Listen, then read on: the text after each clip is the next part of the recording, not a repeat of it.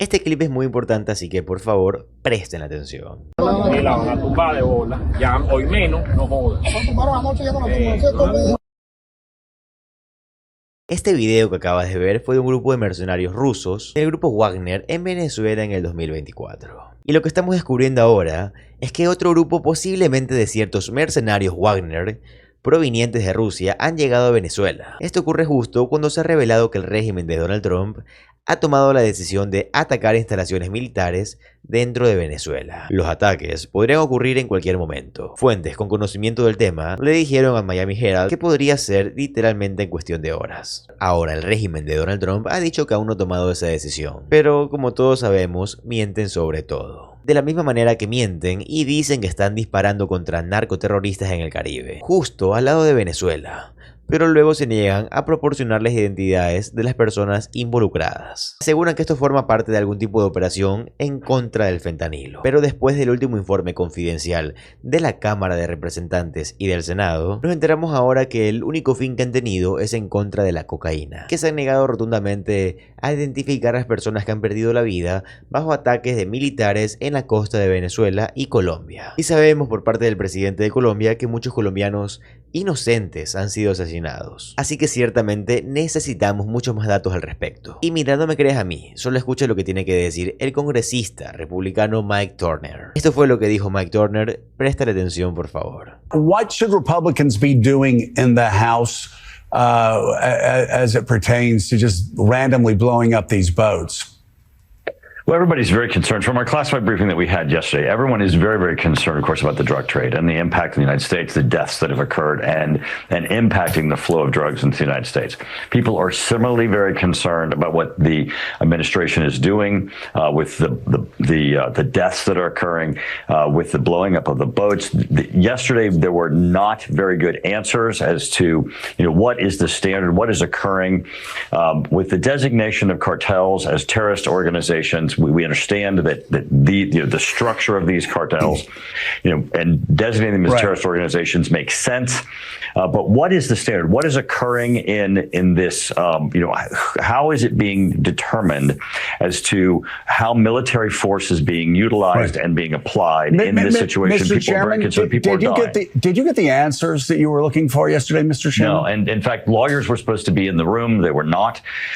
People were very frustrated in the information that was being provided. It was a bipartisan briefing, but people were not happy with the level of information that was provided, and certainly the level of legal justification that was provided. Una sesión informativa bipartidista, pero las personas no se quedaron conformes con lo que escucharon, y ciertamente con el nivel de justificación legal que se ofreció. Y de forma bipartidista, quienes asistieron a esta sesión de información del régimen de Donald Trump sobre lo que ocurrió con estos ataques militares en las costas de Venezuela, donde según se informa hay más de 30 personas que han sido asesinadas en estos barcos pesqueros. Los dos sobrevivientes ni siquiera fueron procesados penalmente por el régimen de Donald Trump. Simplemente se les permitió regresar a Colombia y a Ecuador para continuar con sus vidas normales. Porque aparentemente tienen dos opciones: o les quitan la vida o son personas libres e inocentes. Y de nuevo, estos crímenes de guerra han sido cometidos en nombre de Estados Unidos. Esto es repugnante y esto fue lo que dijo el congresista demócrata Seth Moulton. Miren el clip, por favor.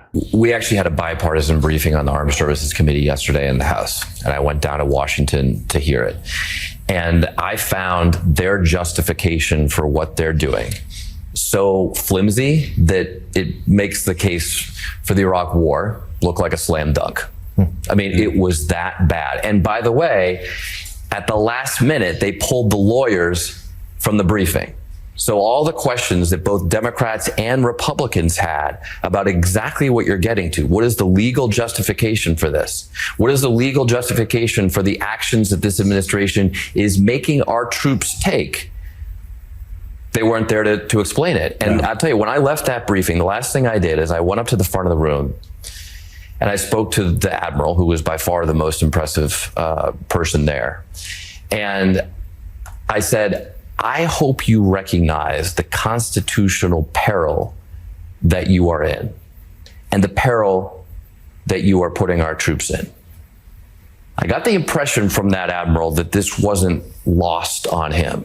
Ahora, pasando de los temas internacionales, tenemos que enfocarnos con lo que está pasando dentro de Estados Unidos. Aunque todo esto está claramente interconectado, el cierre de gobierno de Donald Trump continúa. Ya superaron el mes de tener el gobierno cerrado. Y mientras todo esto pasa, pareciera que Donald Trump y los republicanos MAGA disfrutan de este cierre de gobierno. Cierre que ha provocado que más de 42 millones de estadounidenses están a punto, pero en serio, a punto de pasar por hambre. Ya que el programa de asistencia nutricional suplementaria, SNAP, básicamente ya no va a existir o va a dejar de dar la comida que daba antes. Aunque dentro del gobierno existan 6.000 millones de dólares como un fondo de contingencia, hace unos días tuvimos que ver a Mike Johnson y a Brooke Rollins, quien es la secretaria de Agricultura, decir o tratar de explicar que estos fondos de emergencia de contingencia no significa contingencia ni emergencia. Y según ellos, el gobierno necesita estar completamente financiado para poder acceder a estos fondos de emergencia. A pesar que dentro del sitio web del Departamento de Agricultura, hasta hace unos días antes de que fuera eliminado, decía que el fondo de emergencia de contingencia se utilizaría durante el cierre de gobierno. Y luego tienes a Brooke Rollins, la secretaria de Agricultura de Estados Unidos, diciendo: el gobierno les ha fallado. Hemos fallado. Y es cierto, lo han hecho. Ustedes son el gobierno. Donald Trump controla todas las ramas del gobierno estadounidense: el Poder Ejecutivo, la Cámara de Representantes, el Senado, la Corte Suprema, el Congreso. Él básicamente controla todo esto y ellos lo obedecen. Miren este clip, por favor. The limits have been reached here. And what are the Democrats doing today? Where are the Democrats? Are they in the Senate today? No, they're out campaigning. While critical SNAP benefits run dry, the Democrats have skipped town. They've abandoned their post in the Senate, and the reason that's so important and noteworthy for the American people is the Senate is the only place where this can end. The last hope of reopening the government before millions of Americans go hungry. They've abandoned their post. Pero la secretaria de Agricultura de Donald Trump, Brooke Rollins, dice que hay algo positivo dentro de todo este sufrimiento. ¿Quieres saber cuál es el lado positivo que dice el régimen de Donald Trump? Que supuestamente ahora ha aprendido más sobre el plan SNAP. Según ella, es positivo que ahora todos saben de qué se trata los beneficios y el plan SNAP. Miren, por favor. My message to America is first the fact that your government is failing you right now. That poverty is not red or blue. It is not a Republican or Democrat issue. It doesn't matter who you voted for or even if you voted. That if you are in a position where you can't feed your family and you're relying on that $187 a month for an average family in the SNAP program, that we have failed you. Pero ¿cómo están hablando de esto los aliados de Donald Trump? ¿Cómo lo están abordando los republicanos MAGA? Bueno, en sus medios estatales del régimen y entre los senadores republicanos MAGA, esto es una cita directa que están diciendo: las personas están utilizando los beneficios SNAP para hacerse las uñas, para ponerse extensiones, para arreglarse el cabello. Esto es un programa horrible. Miren este clip, por favor. I guess the silver lining in all of this is that we're having a national conversation on our SNAP program. That this has sort of shined a light on a program that, especially under the last administration, has just become so bloated, so broken, so dysfunctional, so corrupt that it is astonishing. Aquí tenemos más de Mike Johnson, que dice que no va a convocar a la Cámara, o sea que no la va a reabrir hasta que no se reabra el gobierno. Mira, por favor. You have Republic. I mean, this is a program that has exploded over the last 20 years, and we are just dumping $100 billion a year into a program that we all know is being so woefully corrupted and exploited. And people are selling their benefits. People are using them to get their nails done, to get their weaves in their hair. I mean, this is a really ugly program. It's weird to me to hear Josh Hawley screaming that we have to protect this and that we're not talking about why is it so ridiculously expensive and exploited, and what can we do to make it better? I just provided my colleagues another one of my charts yesterday that showed from the inception in the 70s until President Obama, we would fluctuate somewhere between 6 and 10% of Americans on food stamps, right? Then Obama came in, dramatically increased eligibility. Now it's between 10 and 15%. Right now you have 42 million Americans. 12.3% of our population on food stamps. That is not a metric of success. Todo esto está ocurriendo mientras los estadounidenses se mueren de hambre, mientras que la economía está en la ruina para la mayoría de estadounidenses, mientras la inflación se dispara, mientras probablemente Estados Unidos entre en una guerra con Venezuela. Hubo una reunión muy positiva en Asia entre el primer ministro Mark Carney de Canadá y Xi Jinping, el polo opuesto completo de esa desastrosa reunión entre Donald Trump y Xi Jinping. Mientras que Canadá considera eliminar sus aranceles del 100% sobre la industria de vehículos eléctricos de China. Y China eliminará sus restricciones contra Canadá. Esta es la primera vez que se habla de esto desde el 2017. Porque sí, Canadá y China no se hablaban. Porque lo que pasaba es que Canadá solía escuchar más a Estados Unidos y Estados Unidos le decía no hables con China. Ahora Canadá dice yo no le voy a hacer caso a Estados Unidos, voy a hablar con China. Están apostando por traer estos vehículos eléctricos chinos, los BYD, y llenar a todo Canadá de estos vehículos. Canadá está trazando un nuevo rumbo que créeme que le va a causar décadas y décadas de sufrimiento a Estados Unidos. Porque sí, Canadá es el mayor cliente y el mayor socio comercial de Estados Unidos. What circumstances has you bring the House back? What are you looking for before you do that? Brian, we are anxious to get the House back to regular legislative session, but we have to get the lights turned back on. Chuck Schumer and the Democrats in the Senate have got to reopen the government. Again, it's the most fundamental responsibility of Congress is to have the government operate and work for the people. And that's the number one priority right now, and we cannot deviate from that. That is the goal, that is the mission, it has to be done. Not until it opens. That's exactly right, yes. Mr. Speaker, thanks so much. Thank you, sir. If Canada moves away from the United States, more towards China in terms of a trading relationship, is that good for the United States? You know, what is good for the United States is getting Canada to start to adhere to their previous agreements and to follow the rule of law and to stop punishing American companies the way they've been. The negotiations with China have been very, very frustrating for President Trump.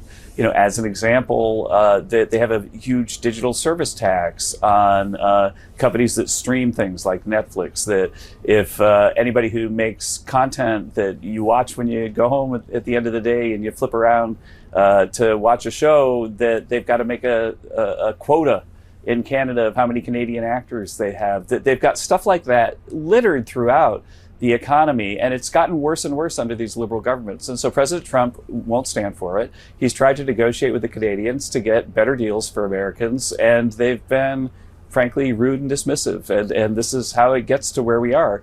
But the bottom line is we had an enormous victory in China. There's a great, great deal for Americans. The American farmers are going to be selling their soybeans. And all of that happened while the Chinese accepted a tariff that was much larger than they started with in January. And so it's a big win for the American people and for the president. The president calling the meeting with Xi a 12 out of 10. One of the critical parts about it. Yeah, exactly. Well played. You know, the government shut down itself. You know, you can go a couple weeks, but as you pointed out, our economy is not great. There's a lot of strain. This injects another degree of uncertainty and distraction in the economy, and it's going to affect. And we're going to see WIC go away. We're going to see benefits of people that really need help. They won't be able to get it. Amigos, mientras esto está ocurriendo, ¿sabes qué más está pasando? Tenemos a Kash Patel, el director del FBI, viajando en jets privados pagado por los contribuyentes con su novia de 26 años.